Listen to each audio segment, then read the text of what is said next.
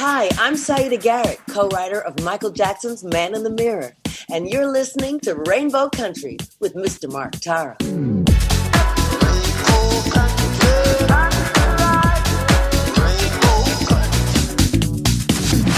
The views and opinions expressed on the following program are those of the persons appearing on the program.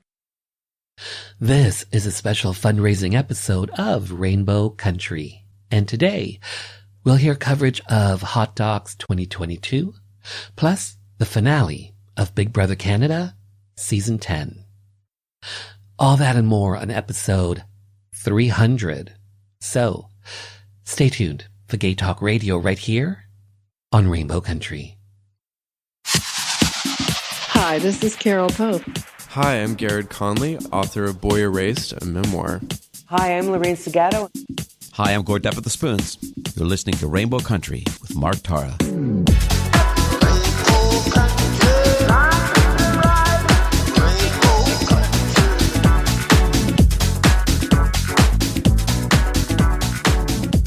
Well, hello and welcome to a brand new journey through Rainbow Country.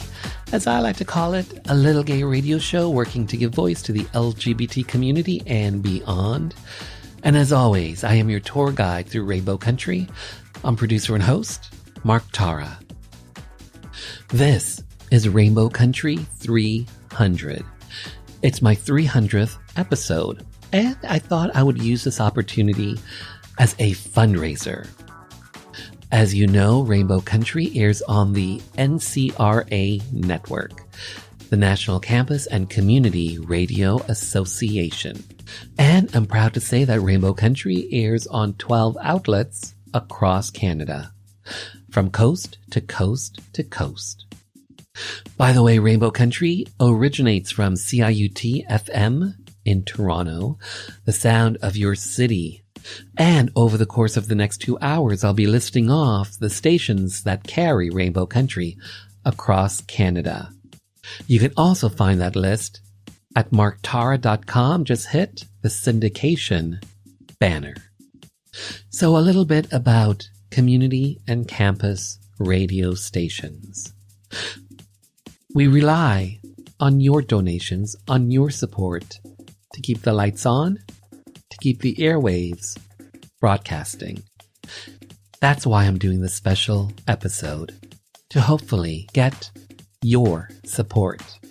So let's just jump right in. If you enjoy what I'm doing here on Rainbow Country, if you enjoy this very radio station that you are listening to right now, or if you're listening on the podcast, if you enjoy your local community or campus radio station, if you are able to, consider making a donation to a station that does carry Rainbow Country.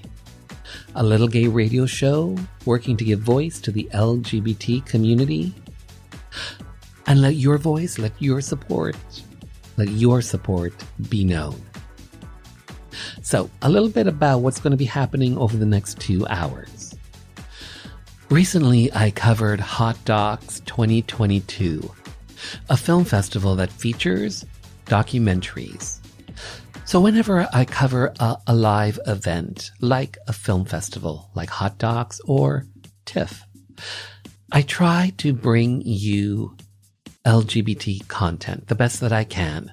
Films that may have queer content in it, films where the filmmakers, the directors may be part of the community themselves. Over the course of the next 2 hours, we'll hear conversations that I had face-to-face in person.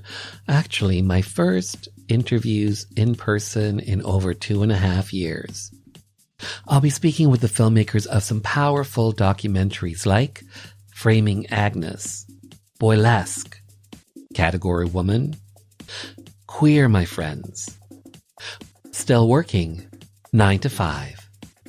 But to kick things off, my Big Brother Canada Season 10 coverage comes to an end when I caught up with the winner, Kevin Jacobs.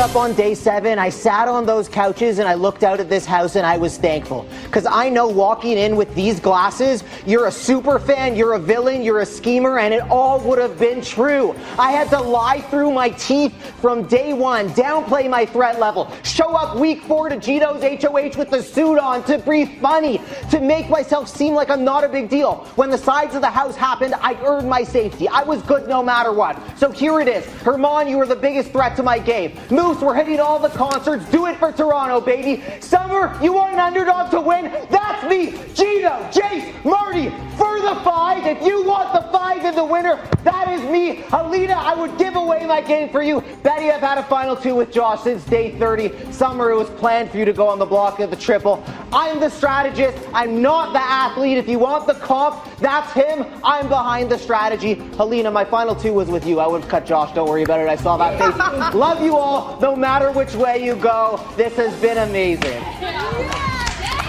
Josh and Kevin, it's time to announce our winner. One at a time, I'll let you know who the voter was and who they voted for. If you hear your name, that's a good thing. You need 5 votes to win. Good luck to you both.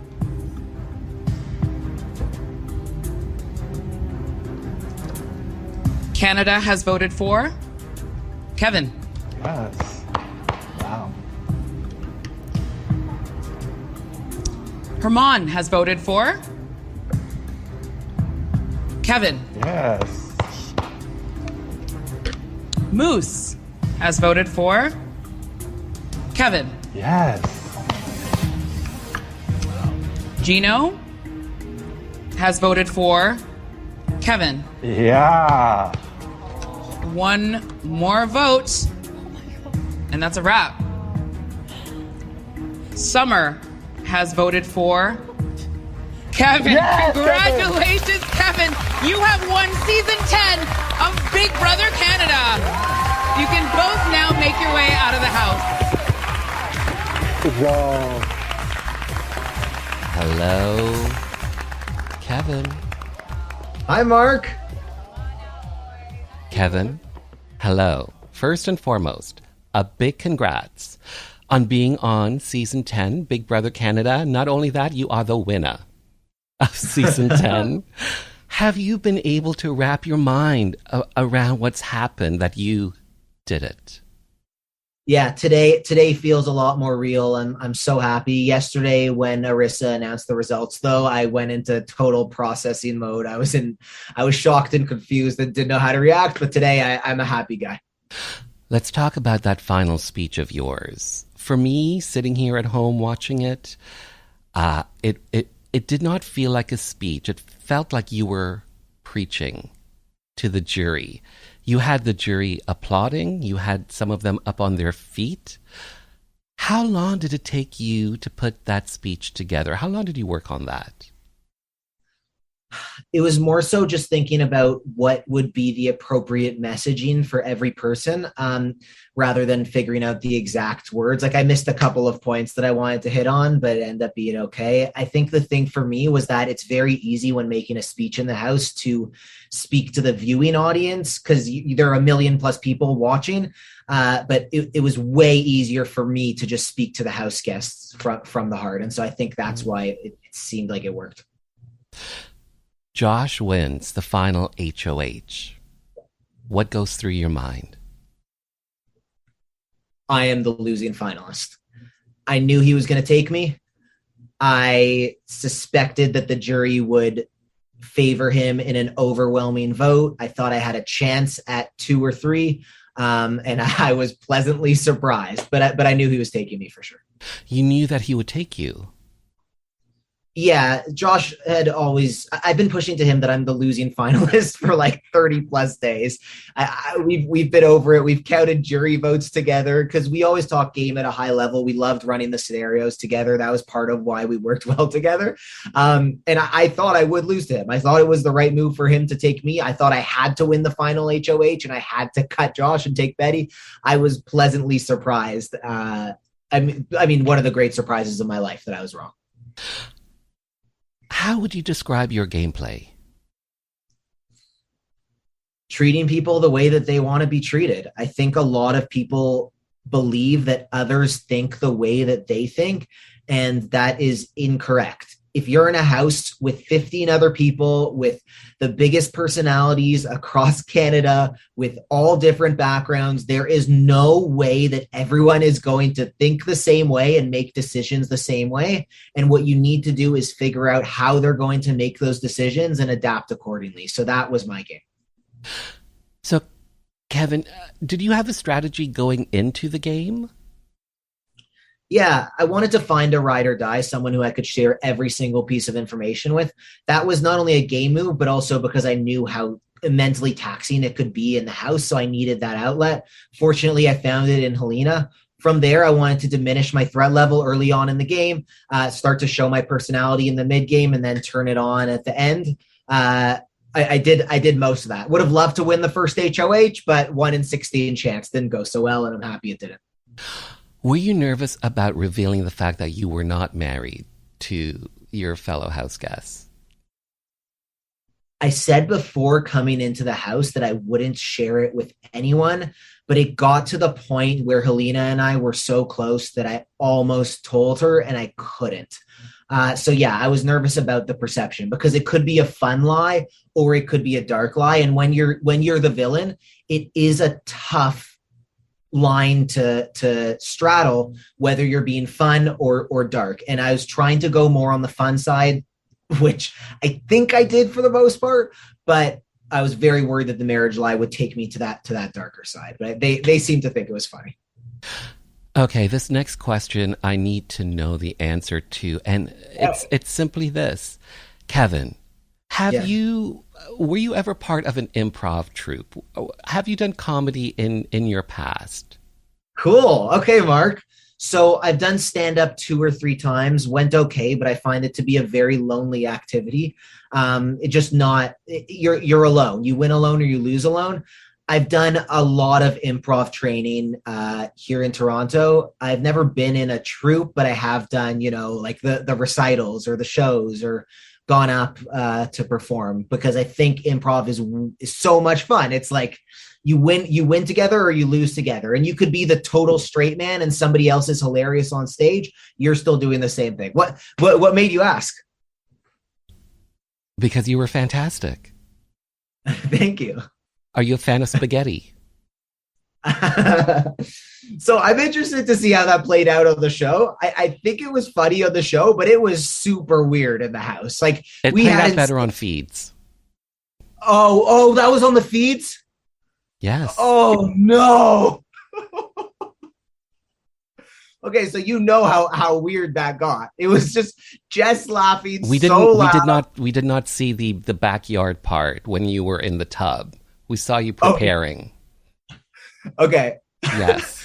The preparing was fun. The in the tub part was fun for like 30 seconds and then it got really weird. It was way too late at night. Everybody was tired from the phone ringing all day. Jess loved it. Jess loved the performance art and I appreciate that. Everyone else was like, this is too weird. Like they were feeling bad for me. Tanisha and Moose after were throwing a towel over me. Like we had cold showers, freezing cold. So I took half an hour in the shower with a brain freeze, stepping in and out. It got real weird there with the. You talked about the Big Brother community. You talked about podcasting. You talked about Rob has a podcast on the feeds in the house. Was that part of your strategy? No, I didn't want to reveal any of that, but I eventually just got to the point where it felt like by the middle point of the game, I was comfortable enough that I was fine saying I was a big enough fan. Early on, I only really talked to Jess about it because I knew that they had a similar interests, but it wasn't a strategic thing. It was just a love of the game and a love of the community. How challenging was playing Big Brother? I knew it would be one of the hardest things in my life, and I had no idea how hard it would be. I am so thankful for the challenge that it was, from a physical perspective, from just your mind, from the paranoia, from questioning every single thing anybody is saying, to talking in mirrors, to standing behind doors, to trying to see if someone is standing behind doors. It was one of the hardest things I've done in my life, and it was one of the most rewarding too.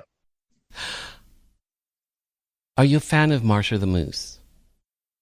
I am a huge fan of Marsha. I was so happy to see Marsha back, and I also helped Marsha sign some postcards and send them out. So I was honored to be the one chosen to do that. I think it makes sense, me, Peter, Joel, we're kind of in the same sort of.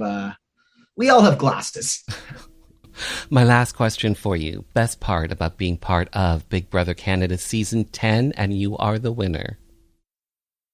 The best part is the things I'm going to take back to my life. So letting the little kid loose, just actually finding joy in the small things. When you're in the house, you have to find ways to entertain yourself. And I don't know that in my real life, I found the same joy in little tasks. The confidence that I had to develop, the resilience, that HOH part 1, that thing tests you like you haven't been tested before. And going into that, I would say Josh or Betty is winning this. It's a balance comp. I have terrible balance, but you know what?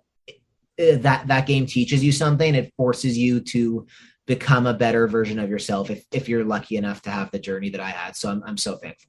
Now you can let that little winter baby out. Yeah. Kevin, congrats. Thank you for your time. Well said, well done, well played. One of the best winners of Big Brother ever. Mark, thank you so much. Thanks for the amazing questions.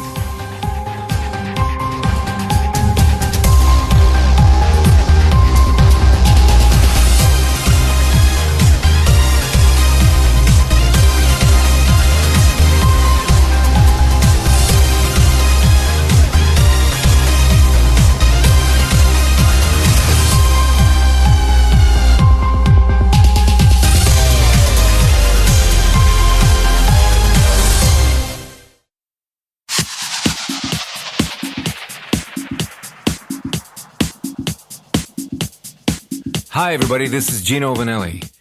You're listening to Rainbow Country with Mark Tara.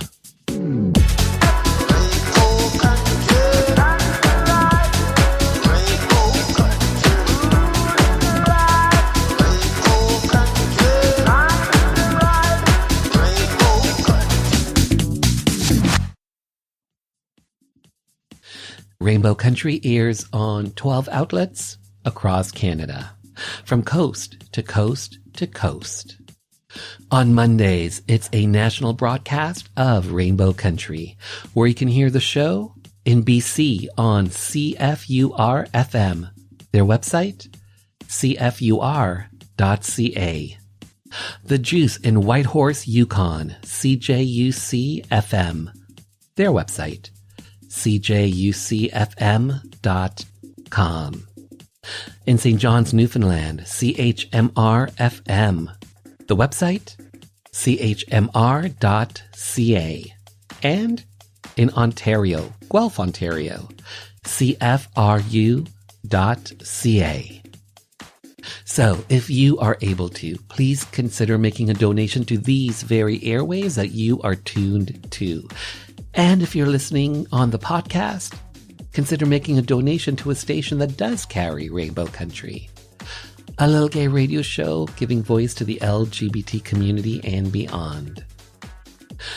So please consider making a donation and let your voice, let your support be known.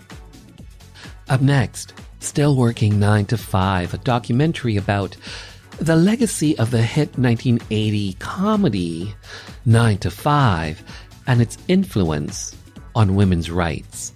The documentary features the original stars Dolly Parton, Jane Fonda, Lily Tomlin, and Dabney Coleman.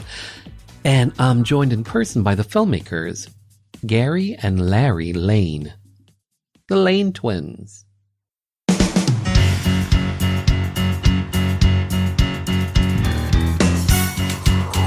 I didn't like some of the humor in the 9 to 5 script, so I turned it down. I got some flack working with Jane, being such a radical gal. Women work because they have to, and they're getting angry, and they're beginning to organize all around the country, and I support them, and I'm going to make a movie. Everybody was very nervous about the movie because it was 3 female leads. The core message in 9 to 5 was, you deserve better. Women said, wait a damn minute. I'm not going to take it anymore. Don't put up with shit. Demand respect. All of those things about 9 to 5, the movie, women are still fighting for.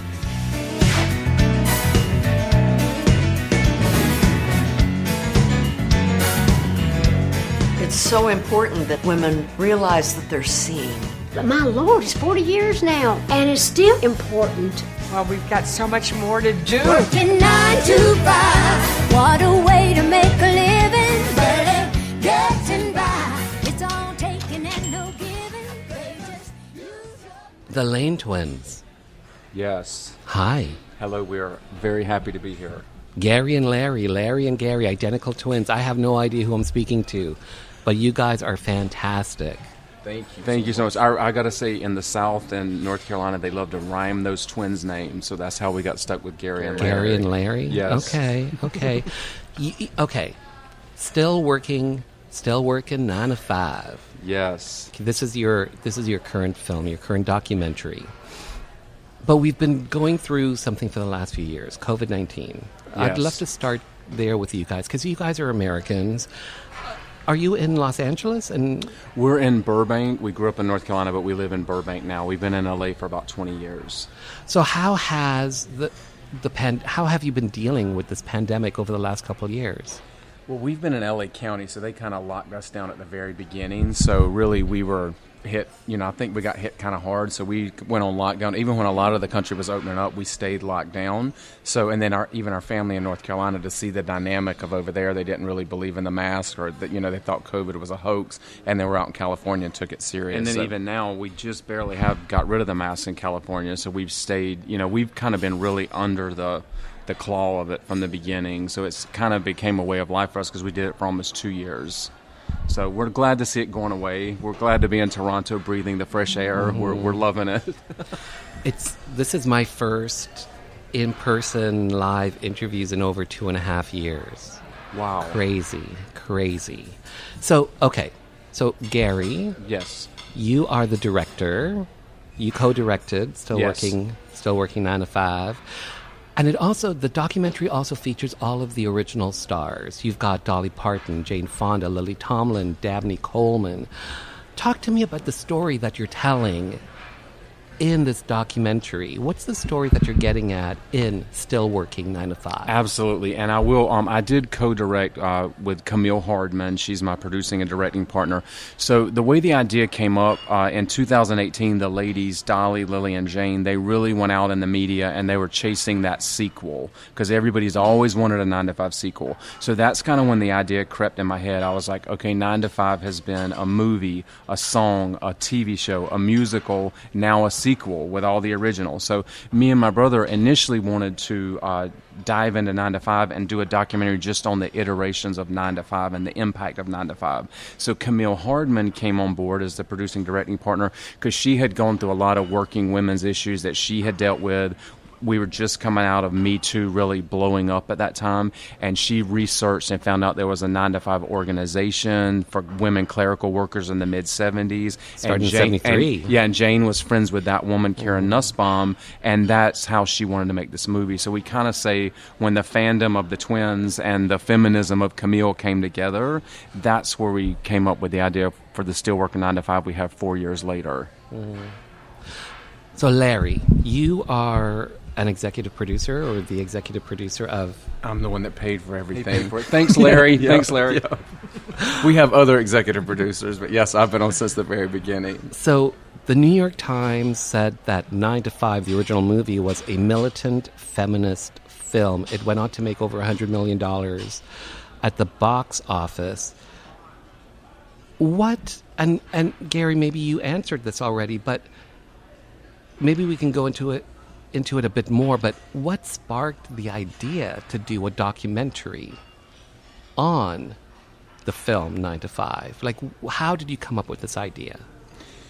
I think it was when the ladies wanted to do that sequel and we started thinking about it. But we knew also with, our niece and our nephew, and we started thinking about, like a lot of the things that the film was trying to dive into are still relevant 40 plus years later. A lot of movies that were popular back in 1980, they don't resonate with things today. So we really started looking at it and said, there's an issue here and we can actually document this. And then Steve Summers, who's Dolly's creative manager, he said, I love the idea, I love the title, but let me sit you guys down with Dolly first. And I think if you can get Dolly, the rest of the cast will follow, and that's exactly what happened. But is that because of your... I know what I've got it. So I think this is what we're trying to get. So when we set up our first interview long before Dolly, Lily, any of them got on board with Karen Nussbaum, and she was the woman that founded the organization. So when we went to D.C. and filmed her, and we really heard the stories these women office workers had to deal with in the mid-'70s and how these bosses treated them, there was such a tie-in there with how Weinstein was, and we were in the middle of all that at that time.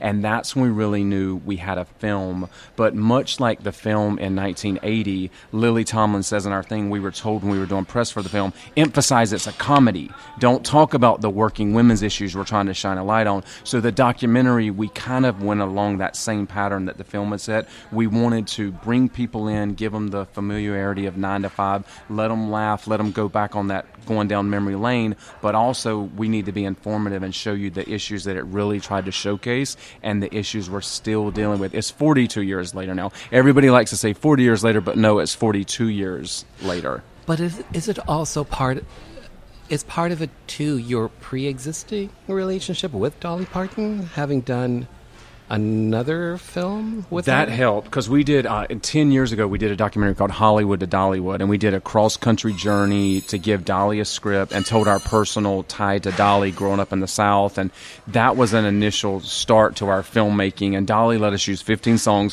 which is unheard of. We're friends with Leslie Jordan, and she let us use I Will Always Love You as the closing credits, and Leslie Jordan goes, honey, that's $500,000 right there.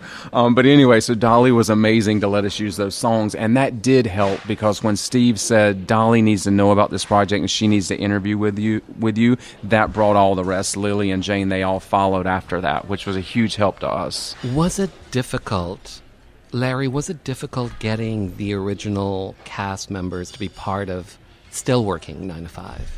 Dolly was the first one we got, and Steve said, Steve's like, look, I'm an executive producer, so we got to sit down with Dolly pretty easy, and it still took over 2 years to get Lily, Jane, and Dabney, so it was because we were right in the middle of COVID, and there was just a lot of stuff going on, but yeah, Jane was the hardest to get, so we actually had to go all the way to D.C. because she was doing Fire Drill Fridays, so we had to go to D.C. and we stayed in the hotel that Jane was staying in, which wasn't cheap, and then we got Jane, and then Dabney, we got Dabney February of 2020, and 1 week after we finished Dabney, the world shut down, so we got to edit through the whole COVID. And your listeners can't see, but we have gray hairs from all of that wrangling, picking up cars to pick Lily up, setting up hair, makeup, all of that. We could do a documentary called Glam Squads, but it was worth it for everything we had to do to get all of the originals back in the film. We're so proud of that. Okay, so still working 9 to 5. It's a documentary. It's a documentary about the film from 1980, 9 to 5. 9 to 5 it spawned, I guess, a short-lived TV show. Very short-lived. Well, no. It ran for 8 seasons, 85 episodes. It ran that long. A lot of people didn't know that.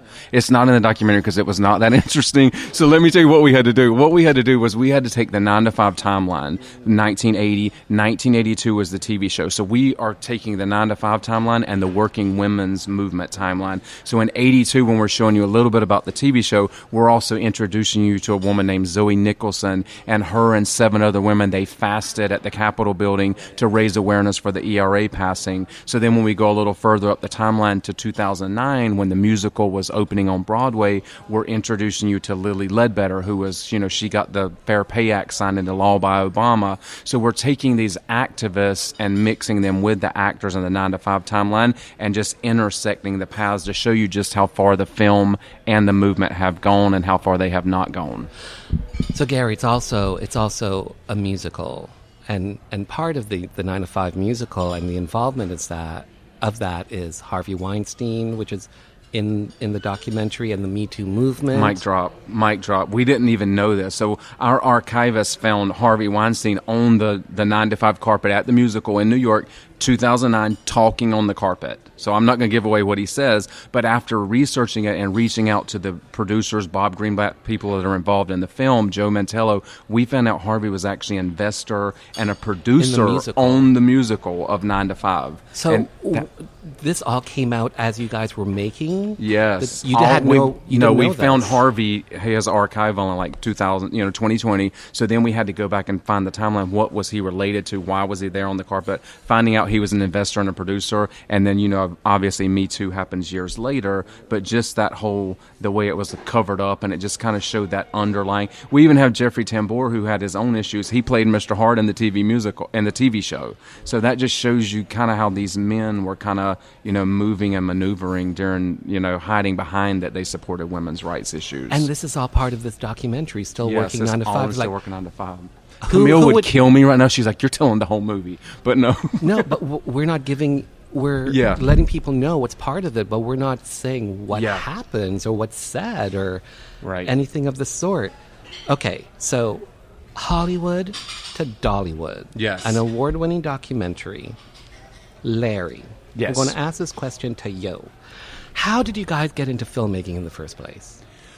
I'm going to be honest. When I think we were 18 years old. Well, we lived in North Carolina, so we grew up near Wilmington, so they filmed like a lot of shows, Dawson's Creek. Wilmington became kind of like a hot spot outside of Hollywood. They shot a lot of movies there. So we kind of went over there and we started some extra work. I think we were in like 17, 18 years old. So we started getting bumped up for the twin thing. They're like, oh, we got identical twins. Let's use them over here. The twin thing always helped us. So then I think we were in Twinsburg, Ohio, which is a huge twins convention every year. It's right here in Cleveland, so right across. But they always have about 5,000 or 6,000 sets of twins that come from all over the world every August. So we were there and we got recorded for a HBO, like a documentary on the festival, and everybody on the planet saw us. So we were like, wow, this is really cool. So then we just but the person doing the interview said, and now let me just ask you, what would you do if your twin died? And we both almost started crying. It was like the worst question. So that went everywhere on HBO. So that kind of got the notoriety. But Hollywood to Dollywood specifically, it was like a personal journey to Dolly because we had written a script and we wanted to give her the script,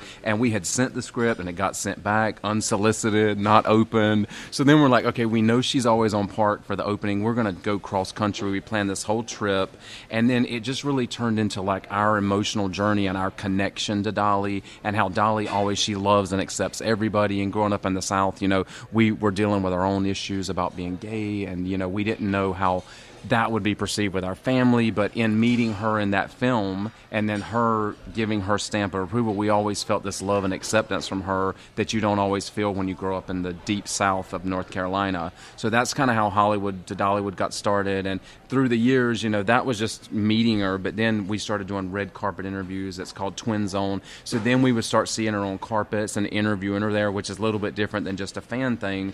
And so then she started calling us her twins, so which then is amazing. We got in 2017, we got that when she did the show live with Kenny Rogers. They walked the red carpet, and she's like, "Hey, Kenny, these are my twins," because Kenny's got twins, so she always calls us her twins. Islands in the Stream. There you go. Yes. So now obviously the film is something where we sat her down for an hour and talked to her, and then just for her to come up and she'd say, because Rachel played her sister, played her part Dora Lee in the TV show. She goes, I talked to Rachel and I told her that y'all want to do an interview with her too about this whole documentary. So just to have her doing that, Camille level. Got really emotional because she said we were just standing there talking to Dolly and it was about the project, and it was just a moment where Camille could tell it meant so much to us to have Dolly's approval and obviously being part of this film and still staying with us all these years has been amazing. Okay, so there is an NFT of 9 to 5. This is all Larry. I don't understand this shit. We're but it paid learning. For my film. Yeah, we're non-fungible tokens. Yes, we're learning ourselves. I kind of do. And Dolly even did one. Yeah, Dolly did an NFT a couple of months ago. But yeah, I've always kind of dealt with cryptocurrencies and stuff like that, which is what helped us pay for the film. So, and I'm kind of in Bitcoin. Thanks Bitcoin. But I'm kind of in the NFT world. So we're actually getting some really cool artwork done where we're going to release our own line with NFTs and stuff. Is there a comic? No, that is actually an artist created those exclusive for the film, so that's all kind of, it's part of a merchandising company came up and they said, we just see this as really a merchandisable movies. We're like, okay. So they teamed up with a coffee company, and it's called Get Your Own Damn Coffee because the secretaries are sick of getting coffee. So we're just kind of letting all that fly. We can't really concentrate on a lot of that stuff because we're trying to get the movie out to the masses and streamers and film festivals. But there's just a lot of things that people are playing around with. And then we're so excited, about the new 9 to 5 duet is just over the moon with Kelly Clarkson right now with Kelly. And that's exclusive for the film, which we can't wrap our head around. And I just got a thing that said what they're going to do is their labels are going to wait until we get a streaming date, and they're going to release the duet on the same day and the music video on the same day. So there'll be just a lot happening that day, which we're so excited about. Hello, streamers. Are you out there? You guys don't have a deal yet? No deal. There's Hello, streamers. There's people at the table, but no deal. Wow. And we've actually had some streamers that have passed on us. Okay. So maybe this will change their mind. I hope so. To know who they're dealing with. 2002, Sky Surfing, Joe Rogan. Oh my God! Fear Factor. Fear Factor winners. Hello, you guys people. And that's who they are turning They're down. And Wipeout winners. Wipeout. There's like 3 reality shows that you guys won. We won. We needed to because we had just moved to LA. We were starving to death on Top Ramen, and we said, whatever the hell they make us do, we're going to win $50,000. And damn if we didn't. We did. Well, okay. Fear Factor. Joe Rogan is huge right now. Like he's the king or the queen of podcasting. What was it like doing Fear Factor? He really liked us, so Joe was really cool, but the thing he didn't like about us is he tried to make us like shit talk the other contestants, and I was like, Joe, if she can eat that, she deserves to go to the final. We wouldn't talk. They were eating like Chinese rotten eggs and bell peppers, and he wanted us to try to make these girls like throw up, and we wouldn't do it. But he was, okay, so we kind of knew this is national TV, so the host that can sit there and cut you down, because we'd seen the show, you be nice to him, you make friends with him, but these other girls, they would kind of talk shit to him because they were tall and he was not, and so he would talk shit and he'd say, how many cars do you think they've got on blocks in their front yard? And so Joe when they would be on the scene, but when we were doing our scenes, he was always nice to us. He never cut us down. So you've got to always be nice to people. That's the motto we took away from Fear Factor. As we ate rotten eggs and they hung us off of skyscrapers and did just the most insane stuff. Our mom cried because she always said, whatever y'all do, just don't ever do that Fear Factor show. So when we called her and told her we got booked on Fear Factor, she was crying. She was upset. And you won the damn thing. And we won the damn thing. But yes. I will say Wipeout was harder than Fear Factor with the big red balls and the obstacle course, because we were so sore after we did that show. We couldn't walk. We had for whiplash. 3 or 4 days. We pulled muscles we didn't know we had. We should have found an attorney after that one. But we won that one too, so we won $50,000 on that one. When we go on that shit, we win. You do, apparently. Yes. Okay, so Larry, for yourself, being the executive producer of Still Working 9 to 5, paying for the damn thing, is there a takeaway? Is there a message that you hope audiences come away with after they've seen Still Working 9 to 5?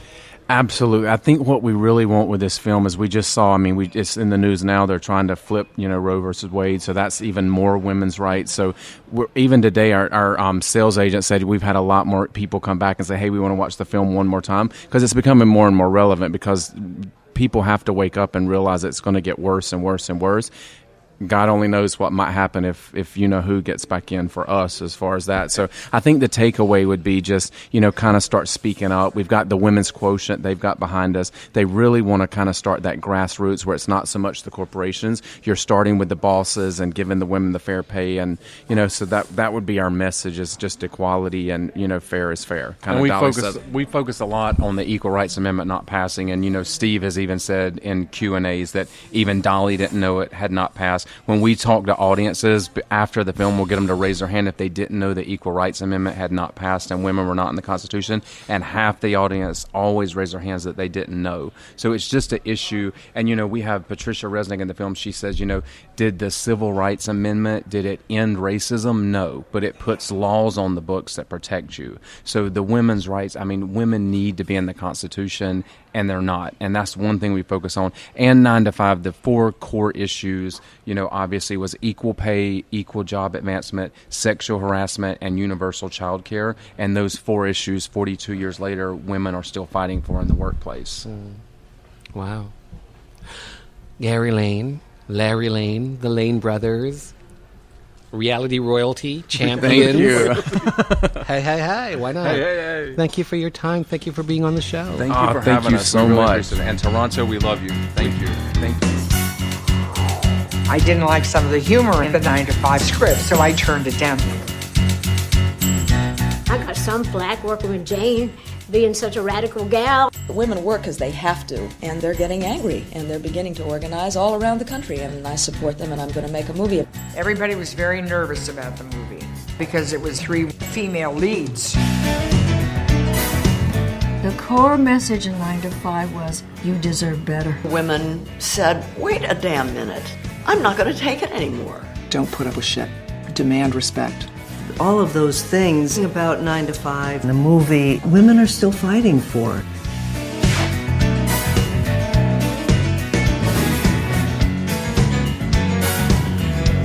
It's so important that women realize that they're seen.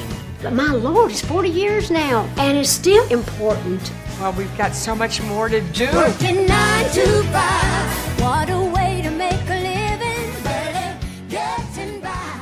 It's all taking and no giving. For more on this film, stillworking9to5.com.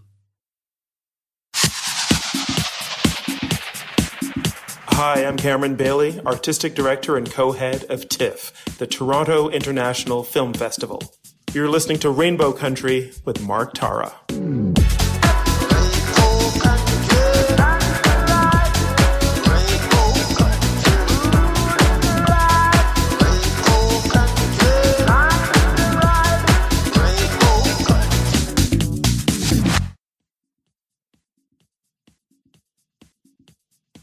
This is a special fundraising episode of Rainbow Country.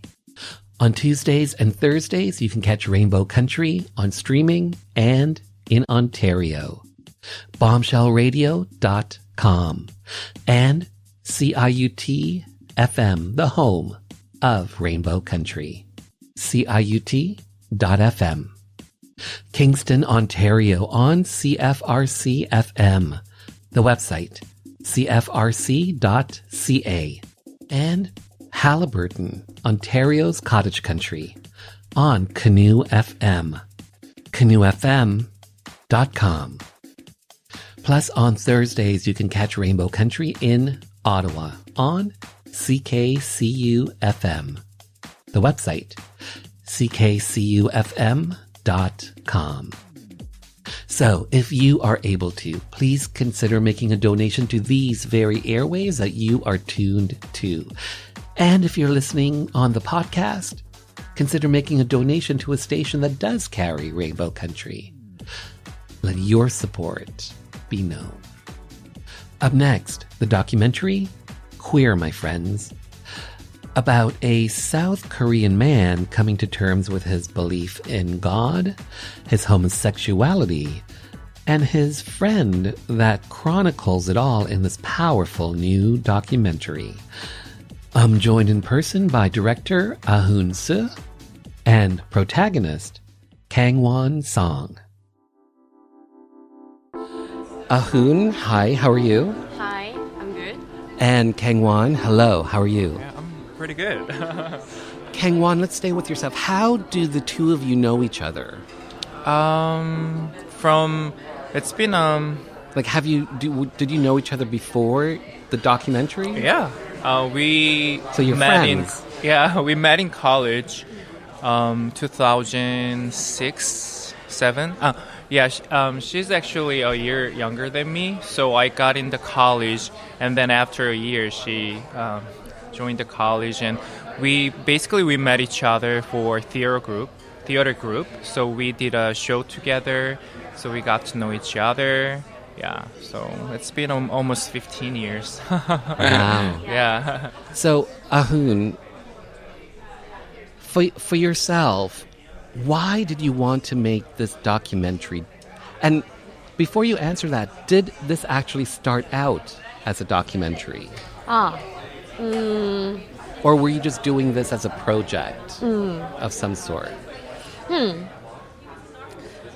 Looking back then, I didn't know much about what documentary is and what the process to make a documentary. But after he came out to me as a gay man who believes in God, it was a huge shock for me because I was brought up in very conservative Christian family in South Korea, and I never thought about it could be possible to be both a gay man and a Christian because I never learned from my family or church. So at that moment, it was like a groundbreaking moment for me because and then I have a huge sense that it should be a documentary about him. It should be because I wanted people to come and see him, and then they make me and then I wanted to share his story to audience, and then I trust that it would be worth. So you are the director of Queer My Friends. Yeah. So, and it's I've seen the documentary, I've seen the film, and to me, the documentary is about Kang Won's story, but it's also about your friendship. But for yourself as the director, how do you see this story that you're telling in Queer My Friends? For you, what's the story that you are telling? So I didn't expect to turn out to be a story about myself as well. Mm-hmm. Yeah, at first. Because it's very much that. Yeah, so I didn't expect it, and then to be honest, nothing about the film turned out to be what I expected. So for the 7 years, and after I just finished the film, I have a huge after finish the editing, then I came to realize that it is about the friendship. Yeah, it's just not about one's identity or one's journey, or it's also about the friendship two people who wants to know about more each other and willing to learn from each other. Kang Won, for yourself and being part of this documentary and having this documentary revolve around you, why did you want to be part of this? Why did you want your story told? Or did your friend talk you into it? She definitely did. But like she said, we never knew how it's gonna turn out to be at that moment. So I didn't think that much, to be honest. And I didn't know at that moment it's gonna take 7 years. Yeah. So I wanted to do something with her because we always talk about like many things. We even if because I was in the States and she was in Korea, we talked to each other like an hour and 2 hours, just on and on. Yeah. So she's that kind of friend to me. So when she suggests something, I would just why not? Like, let's do that. Yeah. So I didn't. And plus, too, the two of you have a performing background because you said that you were in school for theater. Mm-hmm. So, okay, so your story plays out in this film, in this documentary. When you see this, when you see your life story being played back to you, what goes through your mind? You're sitting there as an audience member watching your life. Yeah, I think that's a really good question. Because when you die, they say your life flashes before you. You're not dead, but you kind of had that experience. Exactly. Yeah, I feel very privileged to have that experience with my friend. And actually it was my first time to watch the movie in theater yesterday. Last night was my first time. So it was as if almost I was watching somebody else, like not myself. But with that frame, I was able to see myself like because sometimes you're your own biggest enemy to yourself, right? So I have been really harsh on myself in many ways. And that plays out in the film. Yeah. So I had definitely struggles as you watched the film, but I learned from watching a movie about me, but almost as if it's a different person, like different human being. I learned that how my friends actually see me very dearly, very lovely. So I got to learn how to love myself in a way my friends actually do. So that's one thing that I learned, or I got to experience through watching the documentary film about my life of 7 years. And 7 years of my life. In the film, there are scenes, I guess it's at a South Korean gay pride festival, and you guys are there filming each other, filming your story, and around you have people yelling, homosexuality is a sin. You've got, religious fundamentalists around you. During those scenes, did you feel comfortable shooting there, or is that why you shot there, to show that side of things, like the homophobia? Yeah. When I was when I attended queer parade in Seoul for the first time with Kangwon, I was shocked and surprised by the aggressive and homophobic group in South Korea, and they are based on Christianity. Yeah, so the reason why I shocked is like I'm the one who brought up in church family and church culture, and I'm so used to it. And every Sunday I had listened that like homosexuality is a sin. And then the reason why I shocked at the festival is like maybe I could be the one of them. Yeah, without Kangwon, without he came out, if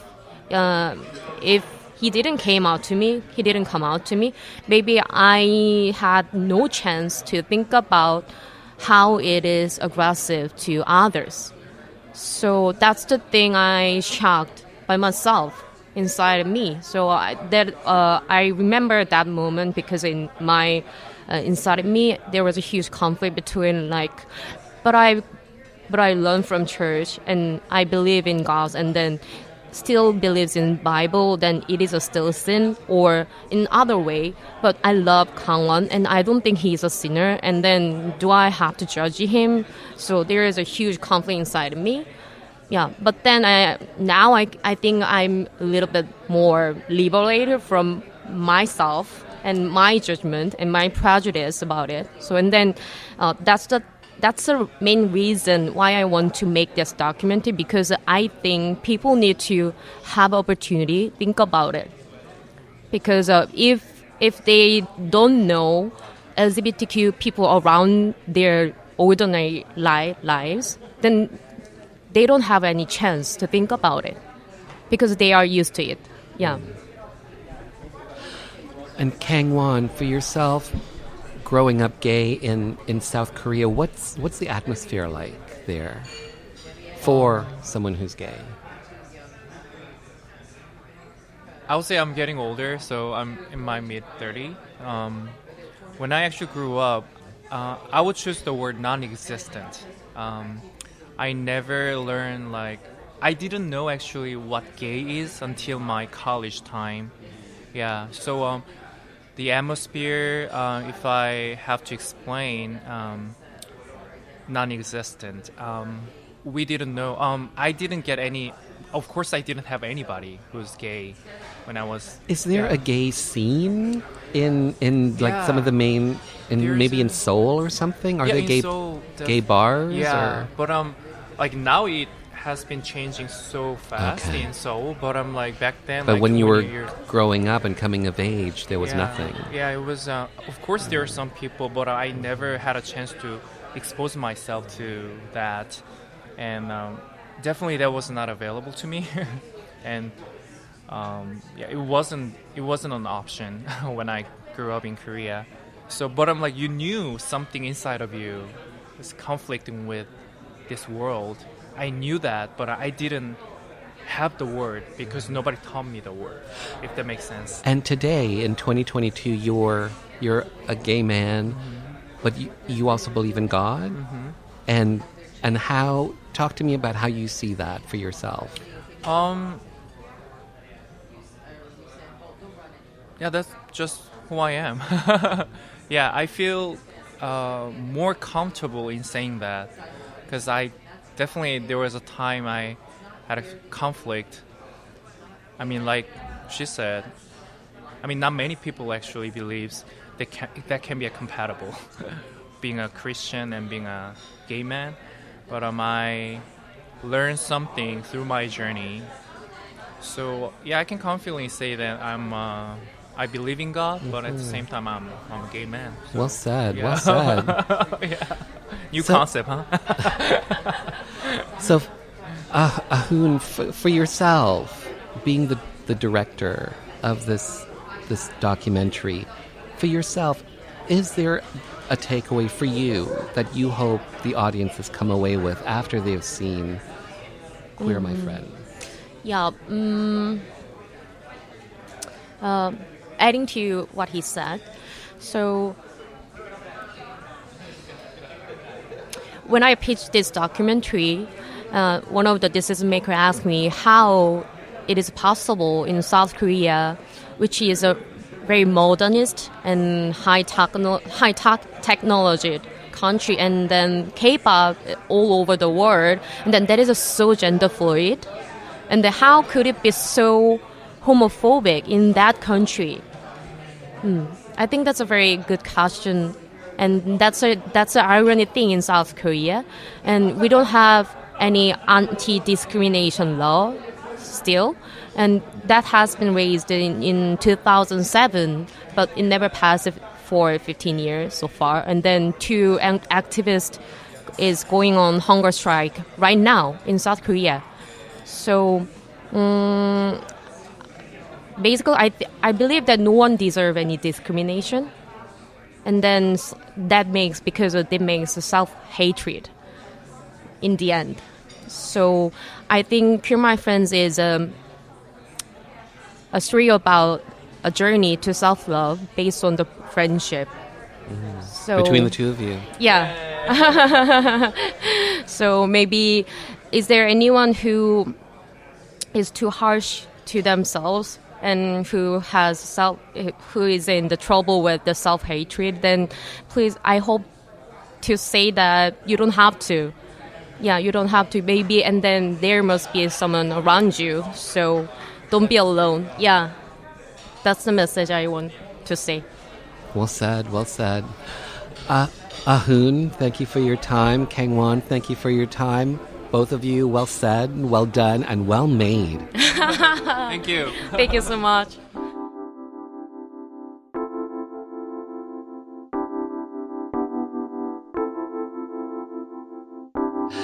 The documentary, Queer My Friends, will be on HBO Max, so keep your eyes peeled.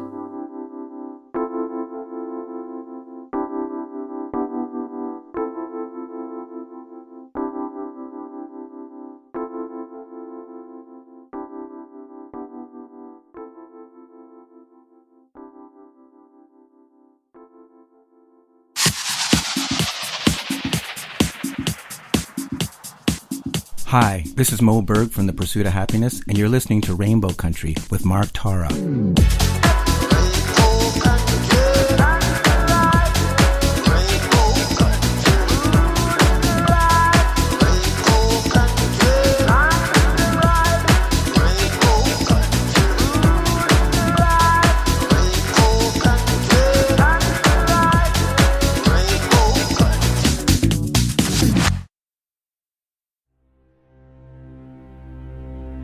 Hi, my name is Joanne Vanicola, and I'm an actor and a writer, and I was first on Rainbow Country with Mark Tara on discussing the massacre at Pulse Club in Orlando. I realized how important it was for our community to have a radio station specifically for our issues to talk about people in the LGBTQ community and to provide an outlet for our stories, to discuss our politics, culture, and give voice to the issues that matter to us. And of course our artists and the things that we do globally and talk about culture. And without people like Mark Tara providing a space for this with a radio show like this, then we wouldn't have that voice. So support, tune in. Thank you.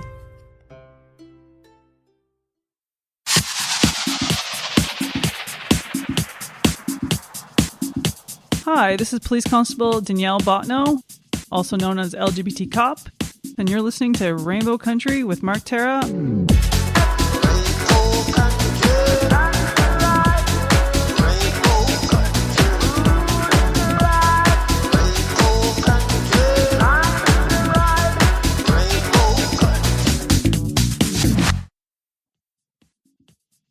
This is a special fundraising episode of Rainbow Country.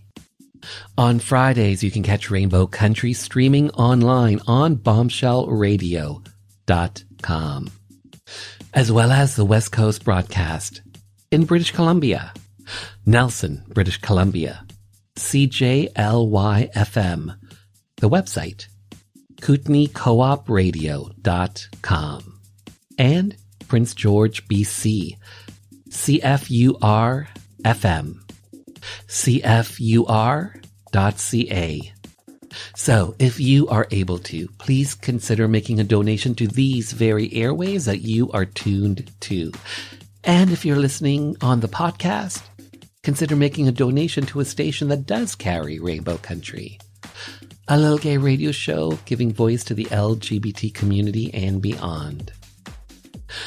So please consider making a donation and let your voice, let your support be known. Up next, the documentary, category Woman. Who is a woman and who gets to decide?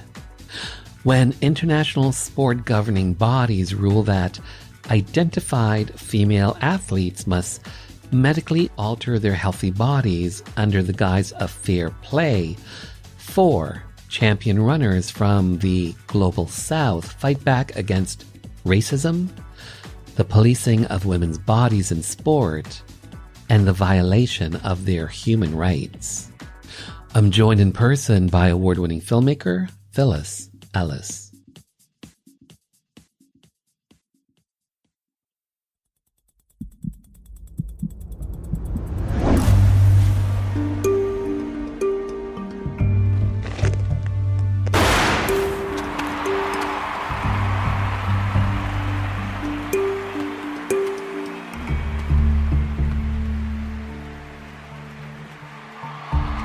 Some bodies are marked.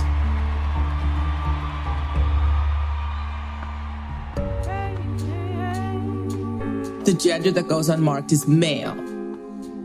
Women are marked as all the ways in which they are different. The unmarked race is white. Some bodies that are black and brown and female have a particular kind of marking.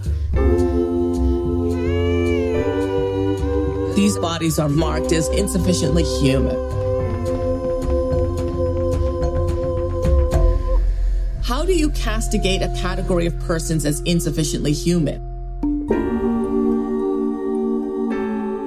By throwing their gender into doubt.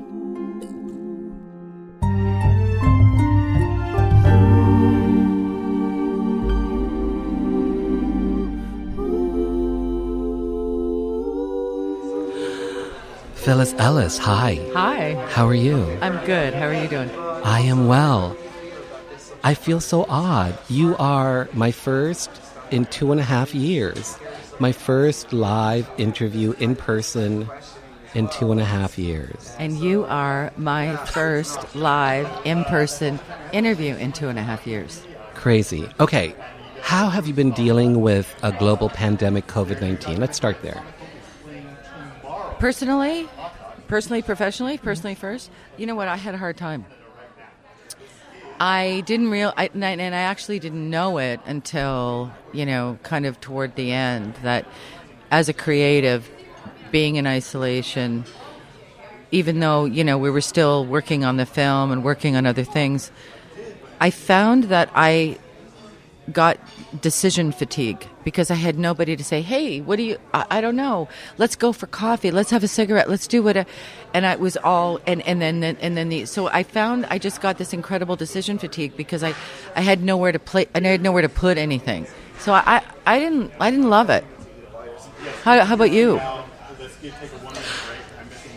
I've been fine. I've been okay. Doing a lot of Zooming. Right. Who's Zooming who, Yeah. No, Zoom was good. But then I found when I met people in person, I was like, oh, I thought you were taller. No, I'm kidding. Yeah. Category woman. Yes. This is your film. This is your documentary. Let's start here. Okay. Talk to me about the story that you're telling in Category Woman. Well, the story is about athletes' rights, women's rights, human rights, and who is a woman and who gets to decide based on, and I say the category that sport puts. The sport spreads us into two specific categories, and it's the category woman based on the categories that are created in international sport. It's also about inclusion, racism, bodily autonomy, and as I said, human rights. And human rights violations. Interesting topics. Yeah. Human topics. Yeah, like a now topic kind of thing. Questioning women's bodies. This issue goes back to maybe, the 30s, 1930s? Before that, yeah. Maybe even before that. Yeah. Sex testing, nude parades. What are nude parades? Well, they made the athletes completely take all Women their athletes. clothes off. Only the women athletes. Women identified for the category, back in the 60s, 66. Take all your clothes off, walk in front of doctors, and often be internally examined and looking at breast size, body hair, pubic hair, all kinds of different things. And then they were checked off, yep, you're a woman, and you passed. And sometimes women would walk out of the room and they said my breasts were too small, so I can't compete. That happened for a couple of years, and then athletes really, obviously, it didn't go over very well. And then in 1968, the International Olympic Committee and other sport organizations brought in chromosome testing because they thought at that time, I know, this is how we're going to figure out if a man is a man or a woman is a woman. We're going to test chromosomes because at that time they thought XX woman, XY man. We know that's not true. There are 4,700 different variations of all of us, and we're all individually and unique humans. But that wasn't the case. So the sex testing from 1968 to 2000, women only, athletes, in every sport, at every Olympic Games, were sex tested, femininity tested, gender tested. And then in the 2000s, then that kind of shifted over to let's check during doping tests. And then a couple of athletes were really badly harmed, and then the whole thing blew up when 18-year-old Caster Semenya had a spectacular win, and her fellow athletes accused her of being a man. They did an investigation and then humiliated her and exposed her personal medical records in front of the entire world. And I don't think anybody would say doing that to an 18-year-old human being is okay. So that's kind of where that was our starting point. Hyperandrogenism. Yes. This is another term used in the documentary. I've never heard of this term before. No. What is hyperandrogenism? Well, it's important to also say that is a term that at the time it was called the International IAAF, International Association of Athletics Association. Anyway, it just means high testosterone. In women. Hyper, or anyone. Anyone. Okay. Only women were tested. Right. And the regulations were identifying women with naturally occurring testosterone that was above a level that they determined. But they never tested the men. So a man, like, there was a number. I'm going to say 10, just to make it simple. So, you know, when you see those pictures of the before and after on the beach, you know, the before guy is like really, really skinny and the after guy looks like Arnold Schwarzenegger. Well, what is a normal measurement for testosterone? From what I learned from the experts, all of us are individually created. So our level of whatever we have in our body is unique to us.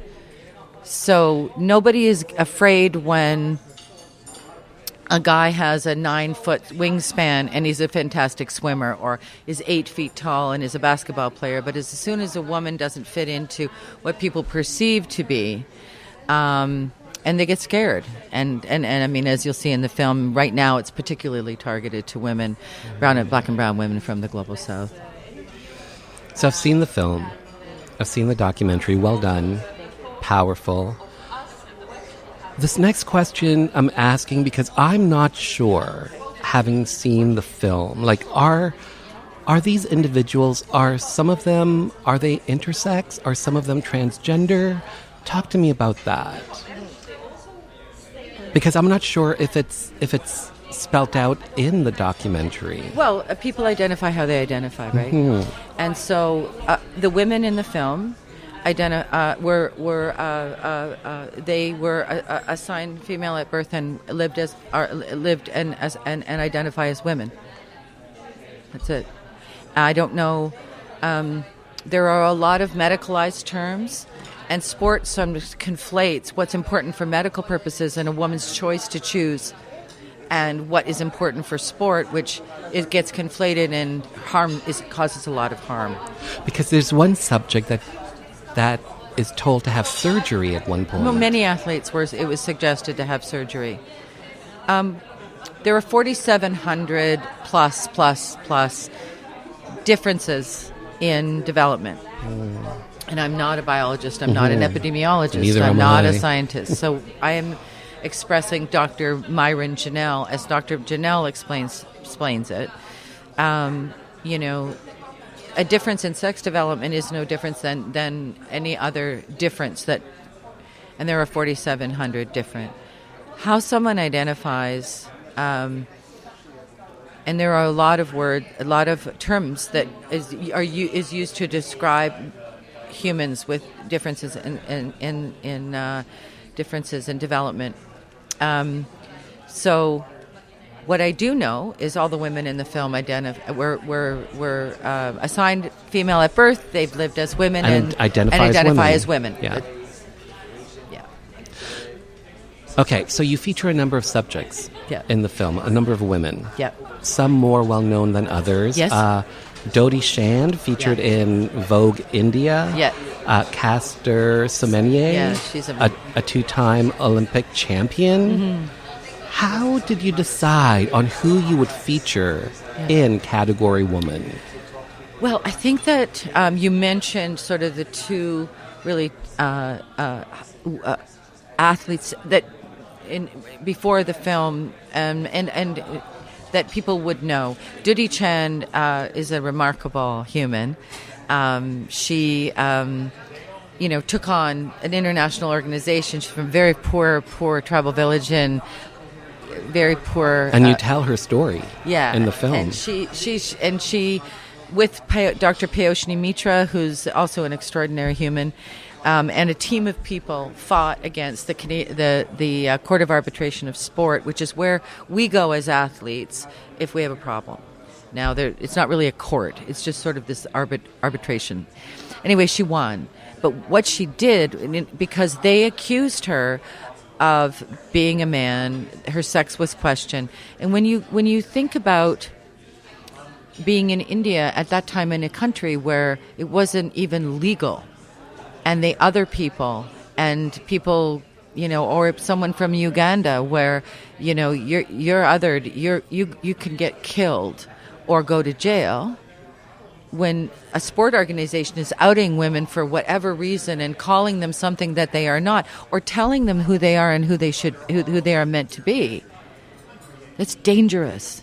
So she's about 5'2", and she stood heavy in it and won, and it sort of gave a lot of athletes an opportunity to compete for a couple of years. Caster Semenya, imagine being 18 and winning this incredible race in the semifinal, waking up the next morning, and your personal medical records are across the entire world.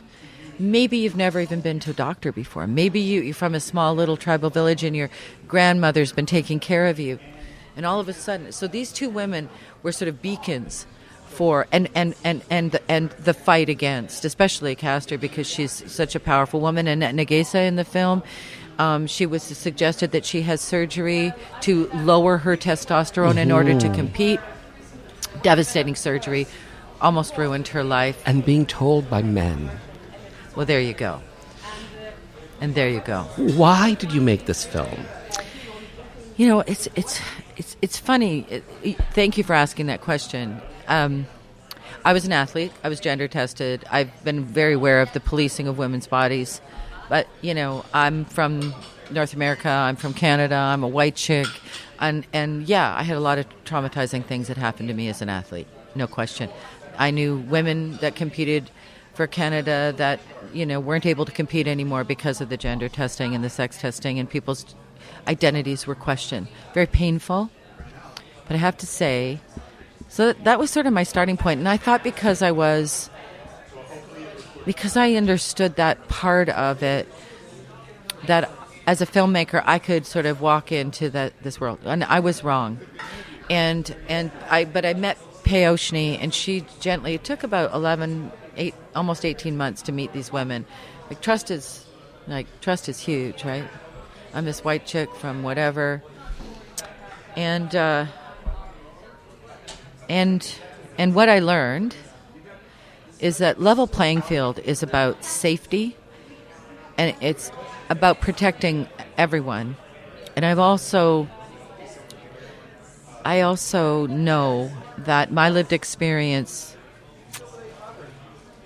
doesn't give me the collateral to walk in to get emotional. But so what I know now, maybe it's not my story to tell in the way, but I'm very proud we made it. I'm very happy we made it. I'm really glad the story's going to be out there. But when your life is taken away and you're living in a tin hut with no income and it's unsafe and there's no lock on the door, and you're a young human being trying to, like that story. You're trying to survive. They're just trying to survive, right? Yeah. And pay for their brothers and sisters to go to school and make sure they have food on the table and support their communities. So when you do this to a woman from a tribal village in South Africa or in Africa or in India, it is not just, it's the shame of the family, the shame of the community, the shame of the country. And that woman, as all the women in the film feel, some of them say, you know, I thought of taking, you know, choosing suicide as a choice for sport. For men to accuse you of something that you're not, for running around the track twice. You know, so the importance of sport and also, too, the perception of what womanhood is. Am I talking too much? No. So, 1984. Yeah. Los Angeles. Yeah. Olympics. Yes. Field hockey. Correct. You are an Olympian. Yes. An athlete, a former athlete. I believe you guys came in 5th. Congrats on that. How was your Olympic experience? Well, that's in general. In general, you know, being at the Olympics. Mm-hmm. Yeah, I mean, you know, it's, you know, you're on the world stage. It's sort of the highest, the pinnacle, the greatest place that you can be. It's a loaded question because there's a lot of different, you know, variables that go to how was my Olympic experience.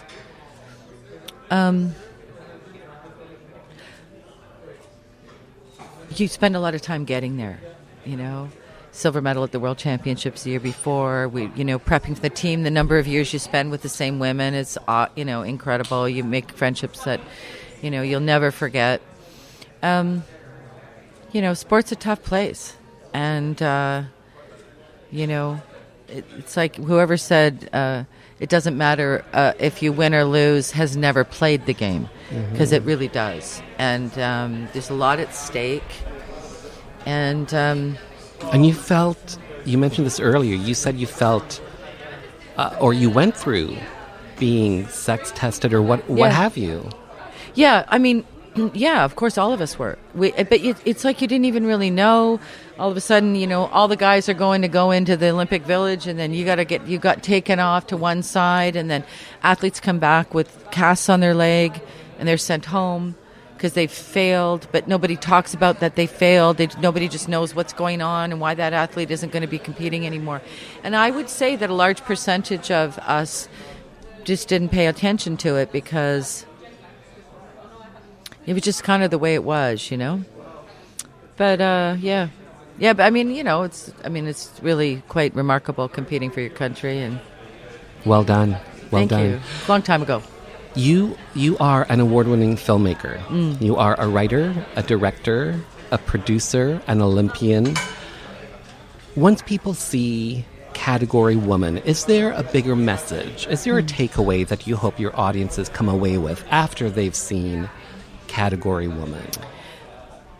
That's also a really great question. I always think of film as kind of like, you go into an art gallery and someone sees something and someone sees something else. But I think sort of the overriding, I think I said it in the beginning, the importance of inclusion, the importance of bodily autonomy, the importance of human rights, and human rights transfers in and it's valued. And that everyone doesn't have a right to win, but everyone has a right to play. Well and I said. think that's probably, how I really feel about it. And I wanted to say one more thing. People, a lot of yap around, and for years around. Let's say 2016 finals of the 800 meters. It's coming down to the wire. There's 1, 2, 3, and then the woman that runs the bronze medal crosses the line 0.13 seconds faster than the woman that comes in fourth. Less than 0.2 of a second. Wasn't like she beat her by half a track. The bronze medalist is called a man, and the fourth place athlete is a woman. If it had been switched around, nobody would have said anything. But that third place win was 0.2 of a second faster. Do you want to know the truth? The fourth place athlete just wasn't fast enough. And that's what happens in sport. It's okay for Carl Lewis to beat, in the 200 meter of the same year, 2009 200 meter finals, by the same distance that Caster Semenya won the 800. Carl Lewis, hero. I'm not Carl Lewis. Usain Bolt. Usain Bolt is a hero. Caster Semenya is vilified. And we allow it. And, I know a lot of people that are angry with me making this film because they completely disagree. But here I am sitting talking to you about it, and that's pretty great. Phyllis Ellis, thank you for your time. Well said, well done, well made. And you know what? You made a powerful film, and the naysayers, they didn't. Yeah. Isn't that true, hey? And that's it. Thank you so much. Thank you. That was awesome. What a great interview. Thank you.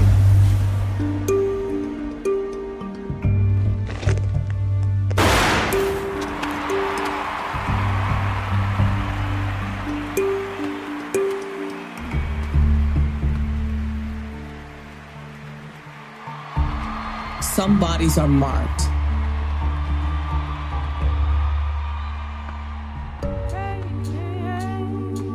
The gender that goes unmarked is male. Women are marked as all the ways in which they are different. The unmarked race is white. Some bodies that are black and brown and female have a particular kind of marking. these bodies are marked as insufficiently human. How do you castigate a category of persons as insufficiently human? By throwing their gender into doubt.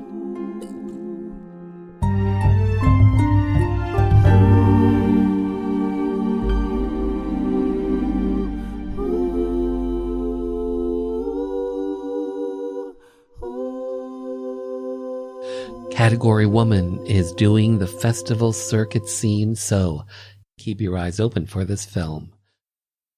Hi, I'm writer Adam Smith, author of Deep Sniff, A History of Poppers and Queer Futures. You're listening to Rainbow Country with Mark Tara.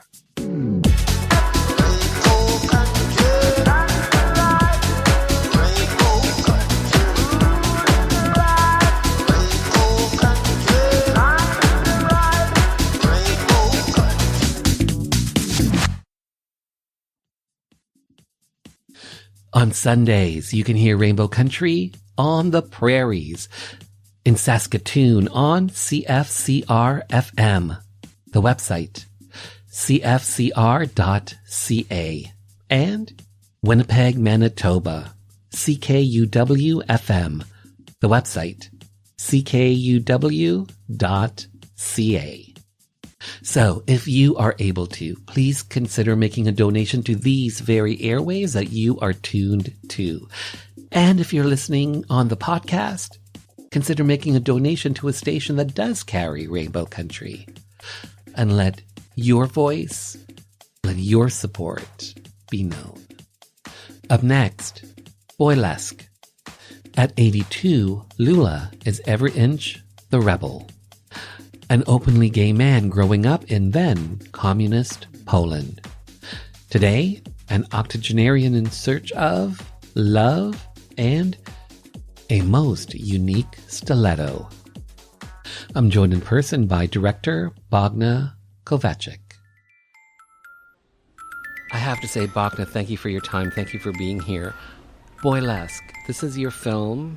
You're the director. Talk to me about the story that you're telling in Boylesque. The story starts with our protagonist losing his best friend, and were they lovers? Were they lovers?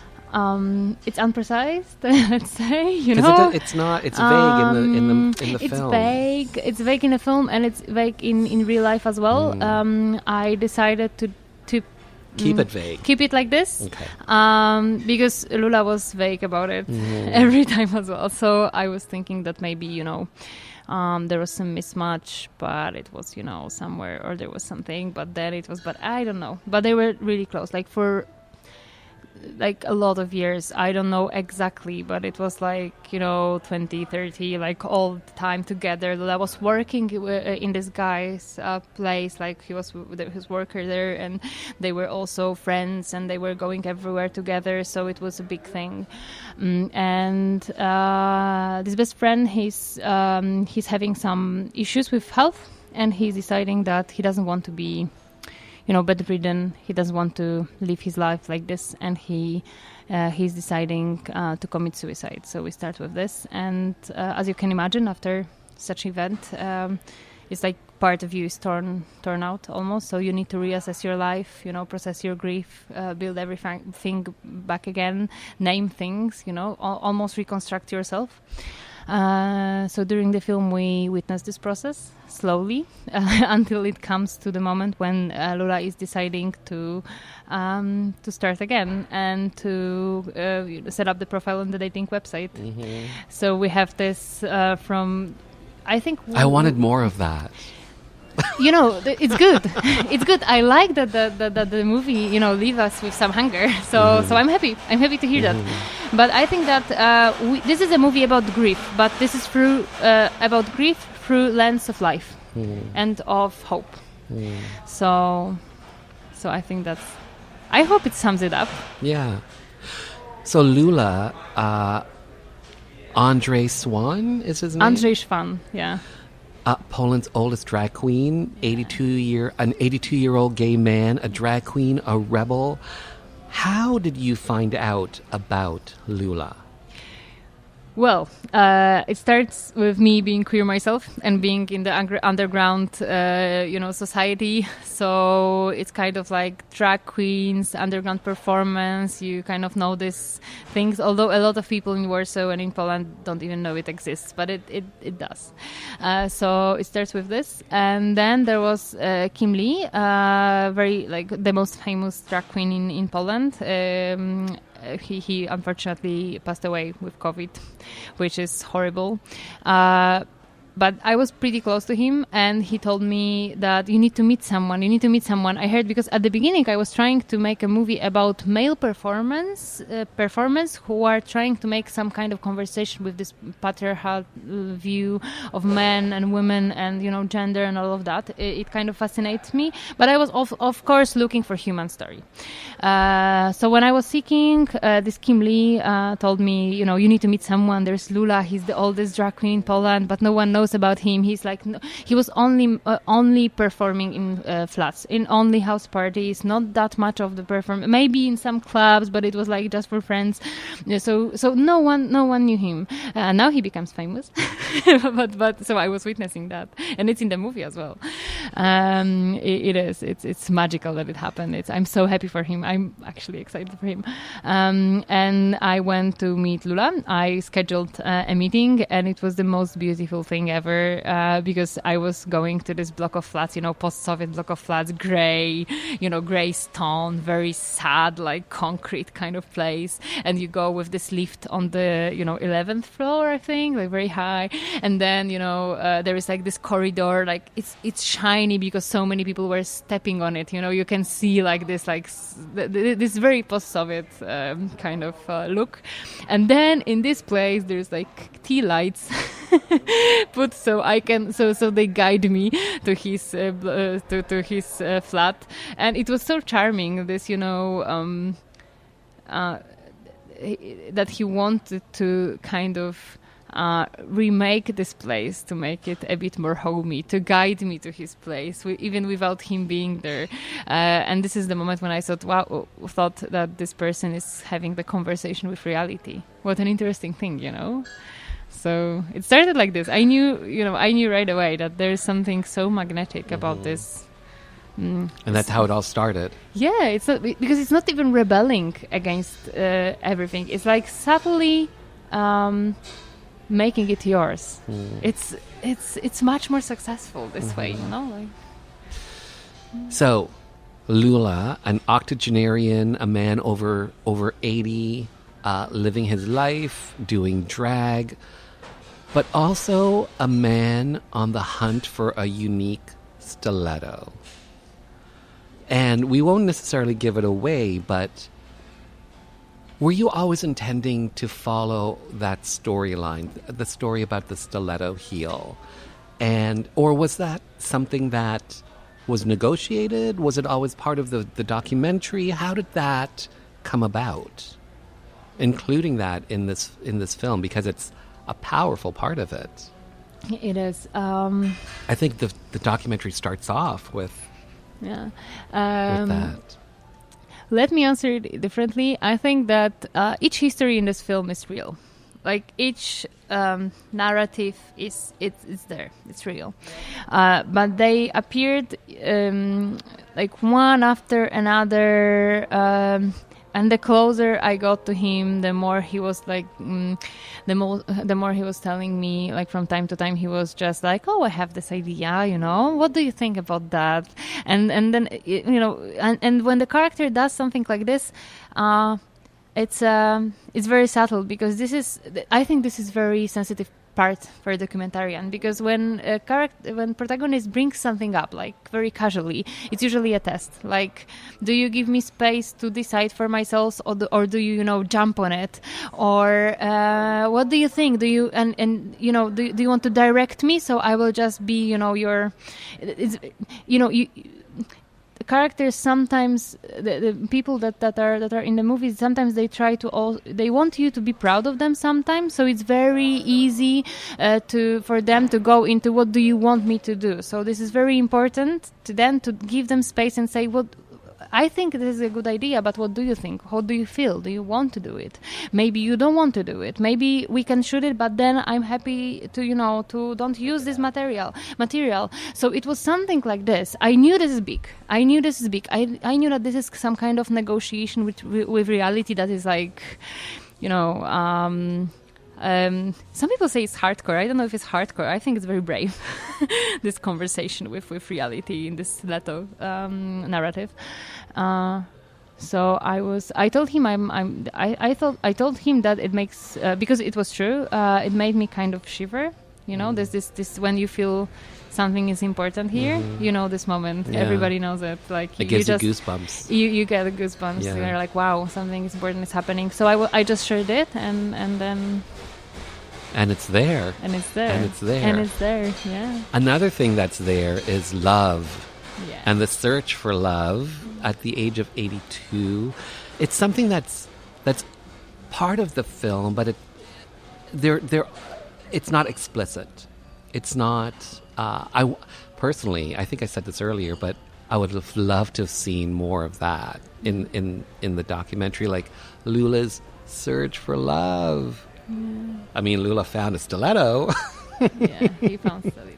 Talk to me about that, because did you and Lula go back and forth in regards to what would be, what he was comfortable with you filming, like, the stiletto angle, and him being on like apps looking for dates or what have you? Was that a conversation that the two of you would have?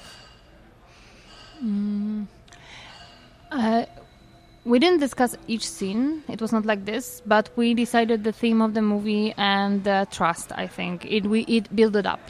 So we had a moment when I approached him. We were in Berlin, and he was in a hotel room, and I knew he's by himself. And I, arrived to his room, and I told him, Lula, I was thinking about the things we already shot, about what's happening in your life, and I have this feeling that there is something very authentic, very, very vulnerable there, and I would like to talk to you. But with this decision from my side comes some kind of responsibility, and I know I don't want to show how to say that. I don't want to steal this movie. I don't want to steal this movie from you. I don't want to set up in the way that there will be outcome, and however it is, I have it. I would like you to give me this movie. But what I think now is I would like to make a movie about grief, about being old, about death, but also about hope in the last years of your life. And I would like to tell you that I see that. And it's tough for me to see that, but I see that, and I'm not very comfortable with that. But I would like to learn, and maybe you are happy. Maybe you are, able to join me, and if you are, I would be happy to. And then something happened. He told me, "Okay, let's do that." And it was just, And since then, whatever I told him, asked him, he was always very open to work on. There was some moments when he told me, "I don't want you to film." But it was usually, sometimes I was asking him, why do you want, and sometimes, he changed his mind. But I was very respectful of boundaries. And with the dating, I didn't want to make more of it in the film, because I think that, this saying, you cannot love someone if you don't love yourself. And so I think as much as it's seeking date, it's also being able to accept yourself, and not bad stuff, not good stuff, just all this mess we are usually. So I wanted to make this dating part of his life, not goal, because if you make seeking someone your goal, you lose yourself. You think that someone else will fix your problem. They won't. So that's why I wanted to have it as a part of his life, just like I wanted drag, just like I wanted Poland, because I wanted to tell about it through him, not use him to tell about this stuff. It's subtle, but it's huge difference. And it was the same with dating. This is going to be on HBO Max. Powerful. Well done. Thank you. How long did this film take to make? 5 years. 5 years. I mean, the pandemic part made 2 years longer. You know, it slowed down a lot. But yeah. And so my last question for you is, this is going to be on HBO Max. And when audiences see this film, for yourself, is there a bigger message that's part of this movie that you hope the audience comes away with after they've seen Boylesque on HBO Max? I think this movie is woven from a lot of reflection, and I like it this way. And I like to think about the things I make as things that sensitize people. I don't know if I use the right word, but this is about make them a bit more sensitive for just a few seconds. So if I can do some magic, I hope it works.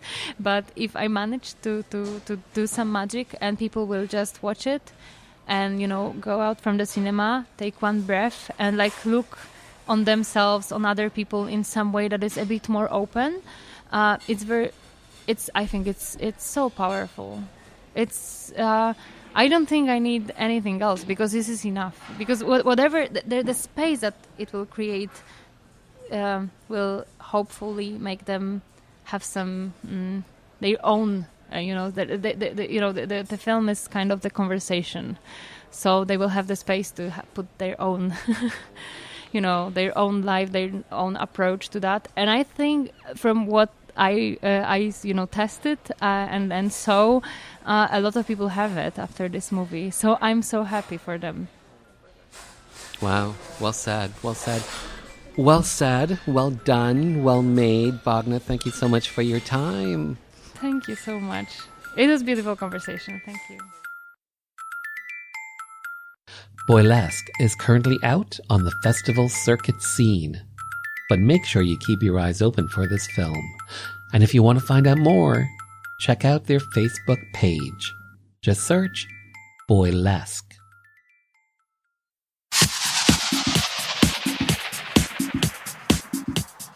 Hi everyone, this is Mark Tewksbury, Olympic champion, leader, humanitarian. You're listening to Rainbow Country with Mark Tara.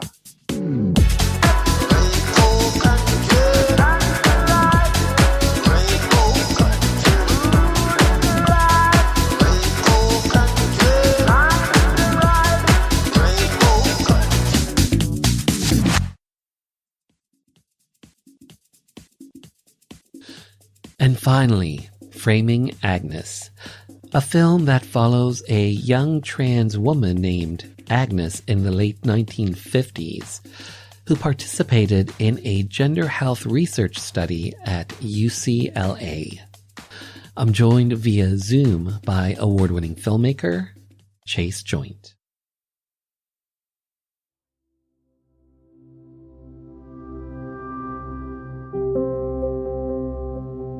I first encountered Agnes in graduate school. I read a case study about a young trans girl in the 1950s who lied her way into the UCLA gender clinic to get access to surgery. And I remember reading it and thinking, this whole thing is a lie. I remember thinking, this passage is a lie. It's not telling the real story. Well, the flip for me to the talk show is in part a nod to the fact that I think from many people of our generation, the talk show was the place where many of us first encountered gender nonconforming subjects. You might be wondering where people go when they are experiencing problems of a sexual nature. An experimental research team at UCLA is interviewing dozens of people about emerging problems of sex and gender.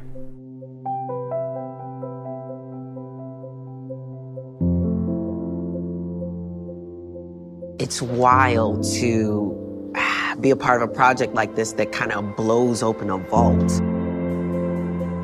Your parents must be a little overwhelmed by your desire for all these changes. Yeah, well, they're old people.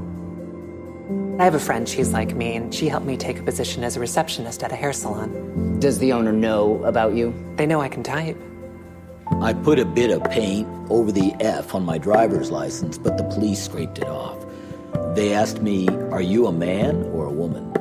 And I said, "Well, that's a matter of opinion." We have heard the story told by the hunter and not by the lion, and not by the lions who not only fought back but got away. I have a tricky relationship to the truth for myself. We've all been misled so many times. How do you justify the lies? How do you justify your questions? Chase Joint, hi, how are you? I'm great. So happy to be here. I have to say thank you so much for your time, for being here, to have your voice, your story be heard by the LGBT community and beyond, especially to talk about Framing Agnes. This is your current film, your current documentary. Talk to me about the story that you're telling within Framing Agnes. So Framing Agnes takes up these never-before-seen case files from a moment in the late 1950s at the UCLA Gender Clinic where a sociologist named Harold Garfinkel was interviewing various trans and gender nonconforming and non-binary people. And the project asks contemporary trans luminaries and performers to walk toward these historical subjects to unpack a whole host of questions, from what it means to be represented to the relationship between media and medicine and the ways in which these institutions make meaning about trans and gender nonconforming lives, and argues for a kind of unknowability or an opacity or a privacy as a mode of political power in this particular moment. So based on transcripts from the 1950s, from a UCLA study, in a nutshell, do you know what was going on within the study? Yeah, so, Harold Garfinkel in particular was a young sociologist, and he was in some ways looking to develop a more expanded theory of passing. And so he attaches to a person named Agnes of our title because she becomes for him an exceptional case study in gender passing. We can think about racial passing, vocational passing, all the other ways in which that word gets mobilized. But Garfinkel was a part of an interdisciplinary team of other researchers, psychologists, sociologists, who are all collaborating around a set of shared questions about what we might, recognize as problems of sex and gender. You went to UCLA. I did indeed. Is this where and how you heard about this? Or did you know about all of this and Agnes beforehand? Well, it's a little bit of a long story, but I will do my best to summarize it quickly, which is to say, while I was an undergraduate at UCLA, I became friends with a person named Kristen Schilt, who at that time was a graduate student in the Department of Sociology, where Harold Garfinkel was still emeritus before he passed in 2011.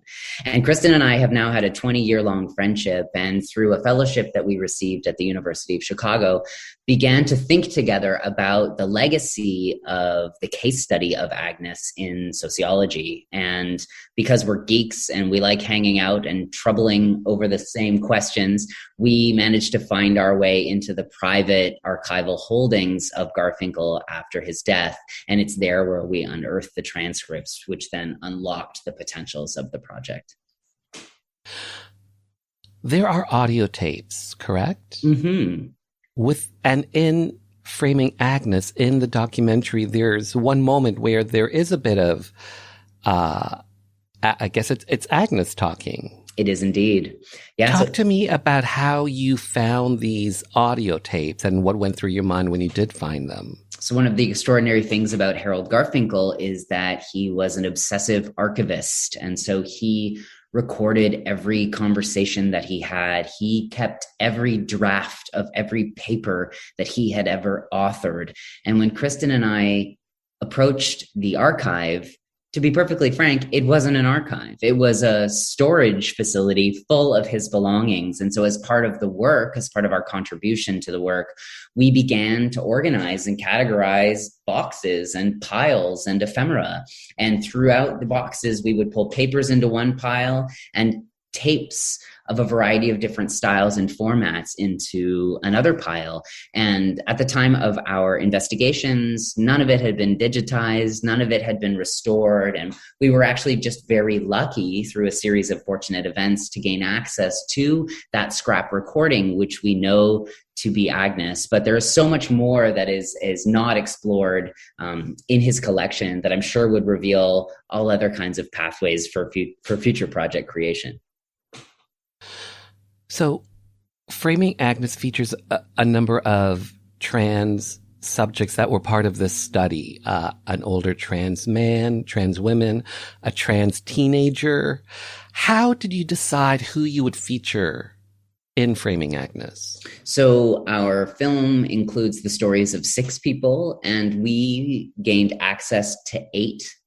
And we didn't choose to include the latter 2 because there wasn't enough information to build any kind of attempt at a portrait. And it felt unethical to include the story of someone who perhaps passed through the office once looking for a very particular piece of information and then went on their way. We really wanted to spend time with those who had returned to Garfinkel's office and therefore allowed us to have a richer and more dynamic engagement with their opinions and their history.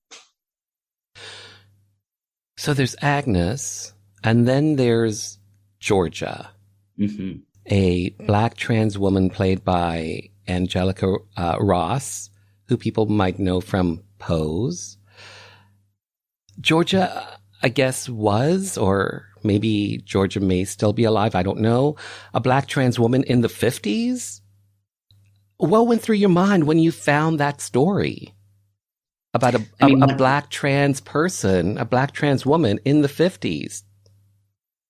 I mean, one of the things that we know as a foundational set of commitments and knowledges is that trans people have always existed, and that it's through the violent, racist, exclusionary forces of institutions like medical establishments and like research institutions that racialized and otherwise minoritized characters disappear from the record, right? And so to find Georgia's transcripts, words, feelings in the archive was an extraordinary opportunity to think about the violence of this kind of approach to research and to archives more broadly, but also to invest in the extraordinary access and life-giving that we have when we are allowed to live alongside her words. And I think one of the things that Jules Gill-Peterson does so beautifully in the film is draws our attention to these attachments. Who do we need from history and why? And who I need might be different than who you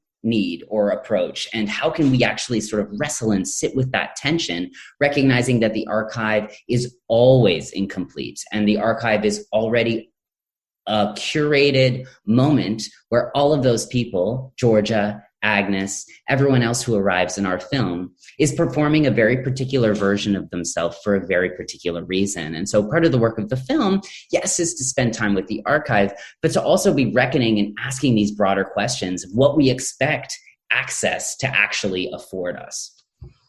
Sundance, you won 2 awards there. Framing Agnes did. And a big congrats on that. When audiences see Framing Agnes, is there a takeaway that you hope your audiences come away with? It's such a big question, and it imagines an audience to be a consolidated thing. I think that we made the project recognizing that we wanted a smart, unapologetic, engaged trans audience to feel with us in the project. And if I like to think about the metaphor of the London transit system, this is a bit of a divergence, but here we go. Zone 1 is the downtown core, and zone 2 and zone 3 are these concentric circles that move out. And if, trans people are at our zone 1 core, I'm just as interested in what's happening in zone 6, but it feels like a kind of trickle effect. And so I hope that people feel implicated. I hope that there's a way in which the film argues clearly that, the time is up for trans people being treated as exceptions and cis people being treated as the kind of status quo standard, that we are all actually implicated by the machines of medicine and media, that we are all negotiating our genders and our races and our classes in ways that are complex and that are interrelated. And so the more we can recognize ourselves regardless of our identificatory positions within the fabric of the film, I think the more interesting our conversations and the more interesting our films will be. Chase Joint, thanks for your time. Well said, well done, well made. Thank you so much. Love our chats. I first encountered Agnes in graduate school. I read a case study about a young trans girl in the 1950s who lied her way into the UCLA gender clinic to get access to surgery. And I remember reading it and thinking, this whole thing is a lie. I remember thinking, this passage is a lie. It's not telling the real story. Well, the flip for me to the talk show is in part a nod to the fact that I think from many people of our generation, the talk show was the place where many of us first encountered gender nonconforming subjects. You might be wondering where people go when they are experiencing problems of a sexual nature. An experimental research team at UCLA is interviewing dozens of people about emerging problems of sex and gender.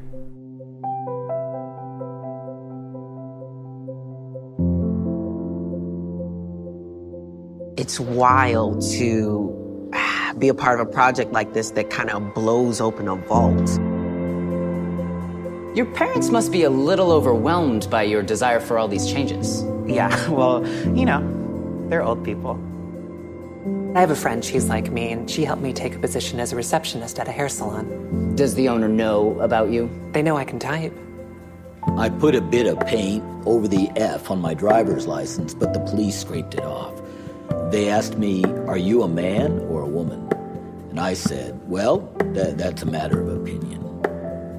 We have heard the story told by the hunter and not by the lion, and not by the lions who not only fought back but got away. I have a tricky relationship to the truth for myself. We've all been misled so many times. How do you justify the lies? How do you justify your questions? For more on this documentary, check out the website, framingagnes.com.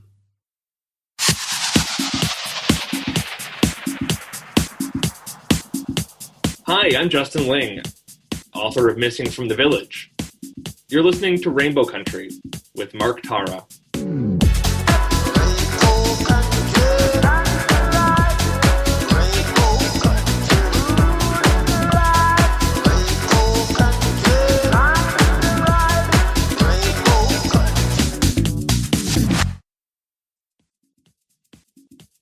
This is a special fundraising episode of Rainbow Country. So if you are able to, please consider making a donation to these very airwaves that you are tuned to. And if you're listening on the podcast, consider making a donation to a station that does carry Rainbow Country. And let your voice, let your support be known. And just like that, this special episode of Rainbow Country has come to an end. To keep up to date with the show, follow me on socials at Mark Tara. The podcast is available on all major platforms, including audible.com and iHeartRadio. And finally, I want to take this time to thank you for taking your time on this special episode to be with me. Remember, we are living in days of making dreams come true. So believe in yourself, and the world will believe in you. Now taking us out, one of my original tracks, Different Love.